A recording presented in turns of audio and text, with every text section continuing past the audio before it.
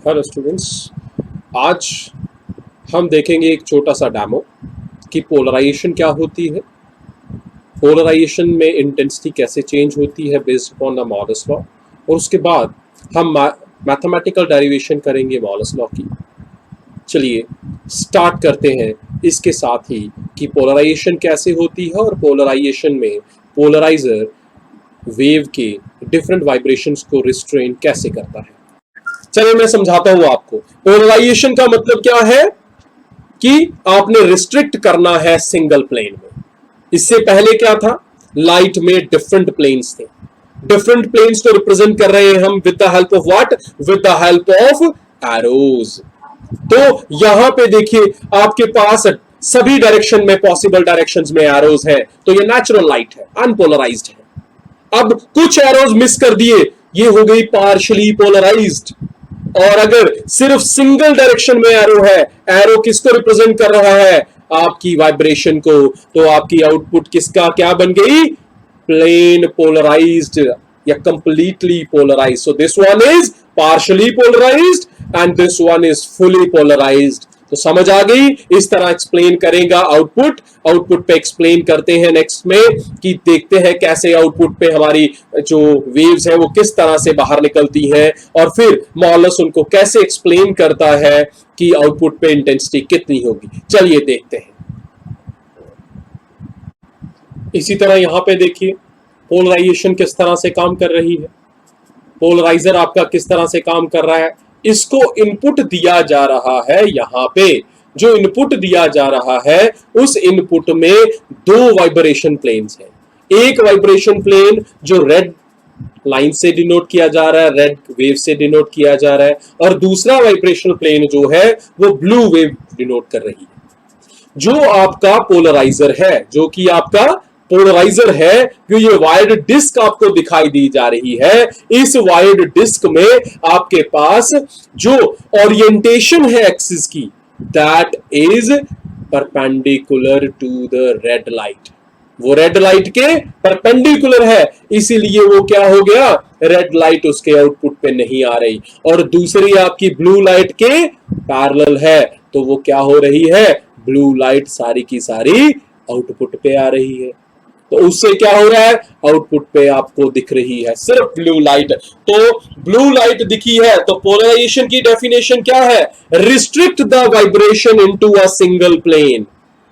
Single दो planes थे, एक रेड वाला एक ब्लू वाला, तो आपने क्या कर दिया, आउटपुट पे आपकी वाइब्रेशन, जो दो वाइब्रेशंस थी, तीन डायरेक्शंस हैं टोटल, एक डायरेक्शन जो रिप्रेजेंट करती है प्रोपगेशन को, दूसरी डायरेक्शन जो रिप्रेजेंट करती है वाइब्रेशन को, तीसरी डायरेक्शन जो रिप्रेजेंट करती है वाइब्रेशन को। ये दो डायरेक्शन वाइब्रेशन की है और ये प्रोपगेशन की है। अगर इन दो वाइब्रेशन की डायरेक्शंस में से किसी एक को मैं सप्रेस कर दूं, किसी एक को, तो मेरे पास क्या बच गई, एक वाइब्रेशन और एक प्रोपगेशन। तो तब जो मेरे पास आउटपुट वेव मिलेगी, that wave will be polarised wave, plane polarised wave भी, या लीनियरली पोलराइज्ड वेव कहेंगे हम उसे। डन। चलिए स्टूडेंट्स, मैं आपको दिखाता हूं कि किस तरह से आप देख सकते हैं कि पोलराइजर के आउटपुट पे हमारी जो लाइट वेव है पोलराइज होके और मॉलस लॉ की तरह किस तरह से काम करती है, मॉलस लॉ कैसे अप्लाई होता है। मॉलस लॉ कहता है कि आउटपुट पे इंटेंसिटी मैक्सिमम होगी जब आपकी जो वाइब्रेशन है या जो पोलराइजर है वो, और वाइब्रेशन की डायरेक्शन जो है वो पोलराइजर की डायरेक्शन के पैरेलल होगी, या दूसरी चीज वाइब्रेशन की डायरेक्शन पैरेलल होगी तो मैक्सिमम, और अगर परपेंडिकुलर होगी तो मिनिमम। मिनिमम कितनी, जीरो।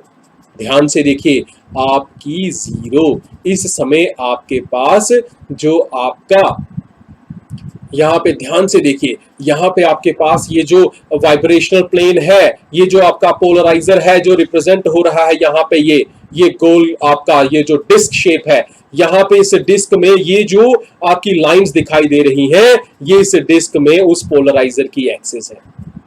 ये एक्सिस जब तक आपकी वाइब्रेशन के परपेंडिकुलर होगी, आउटपुट जो है वो आपकी आउटपुट जो है वो 0 होगी। तो यहां पे देखिए कोई भी आउटपुट नहीं है।